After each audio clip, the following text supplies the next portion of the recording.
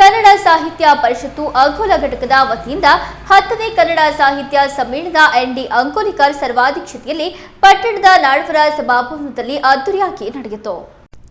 ಕನ್ನಡ ಸಾಹಿತ್ಯ ಪರಿಷತ್ತಿನ ಅಂಕೋಲ ಘಟಕ ಹಮ್ಮಿಕೊಳ್ಳುತ್ತಾ ಬಂದಿರುವ ತಾಲೂಕು ಸಾಹಿತ್ಯ ಸಮ್ಮೇಳನಕ್ಕೆ ದಶಮಾನೋತ್ಸವ ಸಂಭ್ರಮದಲ್ಲಿದ್ದು ಫೆಬ್ರವರಿ 8ರ ಬುಧವಾರ ಪಟ್ಟಣದ ನಾಡವರ ಸಮುದಾಯ ಭವನದಲ್ಲಿ 10ನೇ ಸಾಹಿತ್ಯ ಸಮ್ಮೇಳನ ಪ್ರೊಫೆಸರ್ ಎನ್.ಡಿ. ಅಂಕೋಲಿಕರ್ ಸರ್ವಾಧ್ಯಕ್ಷತೆಯಲ್ಲಿ ಅದ್ದೂರಿಯಾಗಿ ನಡೆಯಿತು.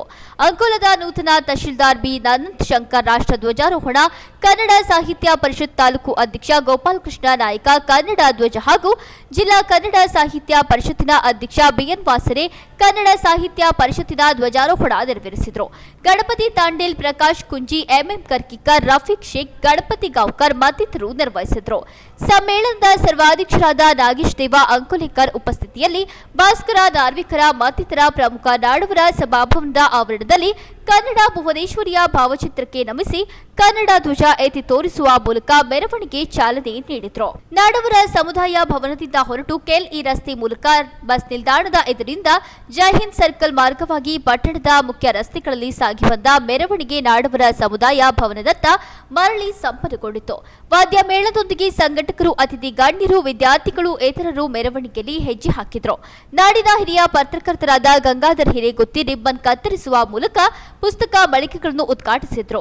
ಕ್ಷೇತ್ರ ಶಿಕ್ಷಣಾಧಿಕಾರಿ ಮಂಗಳಲಕ್ಷ್ಮಿ ಪಾಟೀಲ್ ಸಮ್ಮೇಳನದ ದ್ವಾರಗಳ ಉದ್ಘಾಟನೆ ನೆರವೇರಿಸಿದರು.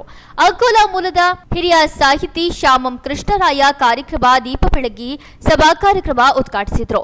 ಈ ಸಂದರ್ಭದಲ್ಲಿ ಮಾತನಾಡಿದ ಅವರು, ತಮ್ಮ ತಂದೆ 1932ರಲ್ಲಿ ಯಕ್ಷಗಾನ ಕೃತಿ ರಚಿಸಿದ್ದನ್ನು ಸ್ಮರಿಸಿ ತಾನು ಸಾಹಿತ್ಯ ಕ್ಷೇತ್ರದಲ್ಲಿ ಗುರುತಿಸಿಕೊಳ್ಳಲು ಪ್ರೇರೇಪಣೆಯಾಗಿರಬಹುದು ಎಂದು ಹೇಳಿ ವಾಲ್ಮೀಕಿ ರಾಮಾಯಣ ಉದಾಹರಿಸಿ ಸಾಹಿತಿ ಆದವನು ಸಮಾಜದ ನೋವುಗಳಿಗೂ ಸ್ಪಂದನೆ ಮಾಡುವಂತಾಗಬೇಕು. ಪ್ರಶಸ್ತಿಗಳಿಗಾಗಿ ಬರೆಯದೆ ಸತ್ತರೂ ನೆನಪಿರುವಂತಹ ಬದುಕು ಕಟ್ಟುವ ಸಾಹಿತ್ಯ ಚಿರಕಾಲ ಉಳಿಯುತ್ತದೆ ಎಂದು ಯುವ ಬರಹಗಾರರಿಗೆ ಕಿವಿಮಾತು ಹೇಳಿದರು. ವಾಲ್ಮೀಕಿ ನೋಡಿದ ಎರಡು ಪ್ರಮುಖ ಪಕ್ಷಿಗಳ ಸಾವು, ಒಂದು ಪಕ್ಷಿ ಸತ್ತಿತ್ತು, ಇನ್ನೊಂದು ಒದ್ದಾಡ್ತಿತ್ತು. ಆ ಸ್ಪಂದನ, ಆ ನೋವು ವಾಲ್ಮೀಕಿ ಹೃದಯವನ್ನು ಚೇಂಜ್ ಮಾಡ್ತು. ರಾಮಾಯಣ ಹುಟ್ಟಿದ ಕಾರಣ ಆ ಸ್ಪಂದನದಿಂದ ಅದು ಸಾಹಿತ್ಯಗಳಲ್ಲಿ ಸಾಹಿತಿ ಇನ್ನೊಬ್ಬರು ನೋವನ್ನು ಅರ್ಥ ಮಾಡ್ತಾರೆ. ಸಮಾಜ ನಾವು ಸಾಹಿತ್ಯ ಕೂಡ ಏನೋ ಕೊಡ್ತೀವಿ, ಈಚೆ ಹಾಕಿದ್ವಿ, ಯಾರೋ ಹೋಗ್ತಾರೆ, ಆಗಿಲ್ಲ. ಅದನ್ನು ನಾವು ನಮ್ಮ ಸ್ಪಂದನೆ, ನಾವು ಸಮಾಜದ ಮುಖಿಯಾಗಿರಬೇಕು. ಸಮಾಜಕ್ಕೆ ಮುಖ್ಯ ಆಗದೆ ಇದ್ದರೆ ನಮ್ಮ ಸ್ಪಂದನೆ ಇರೋದಿಲ್ಲ, ನಾವು ಕೆಟ್ಟ ಮಾಡಿ ಸಾಹಿತ್ಯ ಹುಟ್ಟೋದು ಹಾಗೆ. ನಿಕಟಪೂರ್ವ ಸಮ್ಮೇಳನಾಧ್ಯಕ್ಷರಾಗಿದ್ದ ಹೊನ್ನಮ್ಮ ನಾಯಕ ಧ್ವಜ ಹಸ್ತಾಂತರಿಸಿದರು. ಅಂಕೋಲೆಯ ಒಡಲಾಳ ಎಂಬ ಸ್ಮರಣ ಸಂಚಿಕೆ ಬಿಡುಗಡೆಗೊಳಿಸಲಾಯಿತು. ಸಂಪಾದಕ ಶ್ಯಾಮಸುಂದರ್ ಗೌಡ ಸ್ಮರಣ ಸಂಚಿಕೆ ಕುರಿತು ಮಾತನಾಡಿದರು. ಹಿರಿಯ ಪತ್ರಕರ್ತ ಗಂಗಾಧರ್ ಹಿರೇಗುತ್ತಿ ಮಾತನಾಡಿ, ಈ ಸಮ್ಮೇಳನ ಸಾಂಪ್ರದಾಯಿಕ ಹಬ್ಬದಂತೆ ಪುಸ್ತಕ ಕೊಂಡು ಓದುವ ಅಭ್ಯಾಸ ಹೆಚ್ಚಬೇಕೆಂದರು.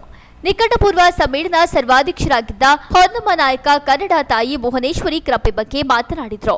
ಜಿಲ್ಲಾ ಕನ್ನಡ ಸಾಹಿತ್ಯ ಪರಿಷತ್ ಗೌರವ ಕಾರ್ಯದರ್ಶಿ ಹಾಗೂ ಸೆಂಟ್ ಪಿಲಾಗ್ರಿಸ್ ಕೋಆಪರೇಟಿವ್ ಸೊಸೈಟಿ ಅಧ್ಯಕ್ಷ ಜಾರ್ಜ್ ಫರ್ನಾಂಡಿಸ್ ಬೈಬಲ್ ಸಾರಾಂಶ ವಿವರಿಸಿ, ದೇವರು ಬಿತ್ತಿದ ಬೀಜಗಳಲ್ಲಿ ಕೆಲವು ಉತ್ತಮ ಪ್ರದೇಶದಲ್ಲಿ ಬಿದ್ದು ಚಿಗುರಿ ಸಮೃದ್ಧಿಯಾಗುವಂತೆ ಸಾಹಿತ್ಯ ಸೇರಿದಂತೆ ಇತರೆಲ್ಲ ಕ್ಷೇತ್ರಗಳಲ್ಲಿ ಅಂಕೋಲ ಪುಣ್ಯಭೂಮಿ ಎಂದರು. ಜೈಹಿಂದ್ ಪ್ರೌಢಶಾಲೆಯ ಶಿಕ್ಷಕ ಪ್ರಶಾಂತ್, ಕೆಎಲ್ಇ ಶಿಕ್ಷಣ ಸಂಸ್ಥೆಯ ಡಾ ಪುಷ್ಪಾ ನಾಯ್ಕ್ ಇವರು ಸಮಾರಂಭದ ಉದ್ಘಾಟಕರ ಮತ್ತು ಉಪಾಧ್ಯಕ್ಷರ ವಿಸ್ತೃತ ಪರಿಚಯ ಮಾಡಿದ್ರು. ಹಿರಿಯ ಸಾಹಿತಿಗಳಾದ ಮೋಹನ್ ಹಬ್ಬು, ರಾಮಕೃಷ್ಣ ಗುಂದಿ, ಶಾಂತಾರಾಮ್ ನಾಯಕ ಹಿಡ್ಚಕಡ, ನಾಗೇಂದ್ರ ತೊರ್ಕೆ, ವಿಠಲ್ ಗಾಂವ್ಕರ್ ಸೇರಿದಂತೆ ಇತರರು ಸಿಡಿಪಿಒ ಸವಿತಾ ಶಾಸ್ತ್ರಿ ಮಠ ವೇದಿಕೆಯಲ್ಲಿದ್ದರು. ಜಿಲ್ಲಾ ಹಾಗೂ ವಿವಿಧ ತಾಲೂಕಾ ಕನ್ನಡ ಸಾಹಿತ್ಯ ಪರಿಷತ್ ಘಟಕದ ಪದಾಧಿಕಾರಿಗಳು, ಸದಸ್ಯರು ಉಪಸ್ಥಿತರಿದ್ದರು. ಸ್ವಾಗತ ಸಮಿತಿ ಅಧ್ಯಕ್ಷ ಮಹೇಶ್ ಗೋಳಿಕಟ್ಟೆ ಸ್ವಾಗತಿಸಿದರು.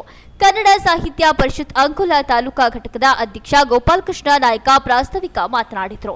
ಜಿಲ್ಲಾ ಸಾಹಿತ್ಯ ಪರಿಷತ್ತಿನ ಅಧ್ಯಕ್ಷ ಬಿಎನ್ ವಾಸರಿ ಆಶಯ ನುಡಿ ಆಡಿದರು. ವಿದ್ಯಾರ್ಥಿನಿಯರು ನಾಡಗೀತೆ ಹಾಡಿದರು. ಸುಭಾಷ್ ಕಾರೆಪೈಲ್ ಕಾರ್ಯಕ್ರಮ ನಿರ್ವಹಿಸಿದರು.